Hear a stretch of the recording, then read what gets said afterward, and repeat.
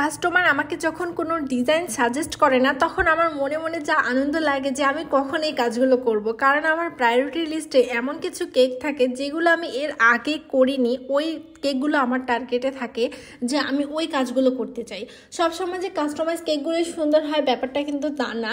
অনেক সময় ক্রিমের কেকগুলো অনেক বেশি সুন্দর হয়, যা আমি আমার প্রায়োরিটি লিস্টে রাখি যে আমি কখন স্টেপ বাই স্টেপ এই কাজগুলো করব। আমার পেজের মধ্যে থাকবে যে না, এই কাজগুলো আমি করেছি। এই কেকটা ঠিক এরকমই ছিল। আপু আমাকে কোনো ডিজাইন সাজেস্ট করেনি, আমাকে বলেছে যে আপু আপনি আপনার ইচ্ছা মতো দিন। আচ্ছা, যখন আমাকে বলেছে যে ইচ্ছা মতো দিন, তখন তো আমার কাছে একটা সুযোগ চলে আসলো যে না, আমি এখন এই কাজটা করতে পারি। আর কেকটা শেষ হওয়ার পরে ফাইনাল লুক দেখে আপনারাই বলবেন যে হ্যাঁ আপু ঠিক সুন্দর হয়েছে কেকটা। আসলে আমিও চাই যে এরকম করতে। অনেক সময় অনেকেই চায় যে ক্রিমের কেকগুলো যেন সুন্দর হয়। তো সবাই তো একরকম কেক নিতে পছন্দ করে না, তাই না? আর পছন্দের লিস্টে ভিন্নতা তো থাকতেই পারে।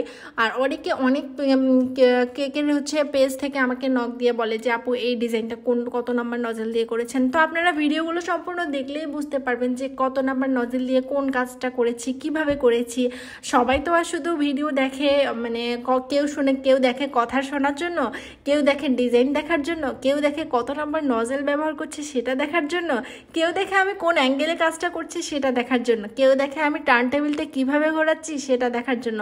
আসলে এক একজনের উদ্দেশ্য থেকে এক এক রকম, সব কিছুতে শেখার আছে। আমি নিজেও এখনও অনেক শিখছি, কারণ শেখার কোনো শেষ নাই।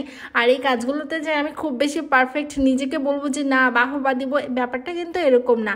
আমি চেষ্টা করি ভালো কিছু করার, নতুন কিছু করার, নতুনত্ব কিছু দেওয়ার।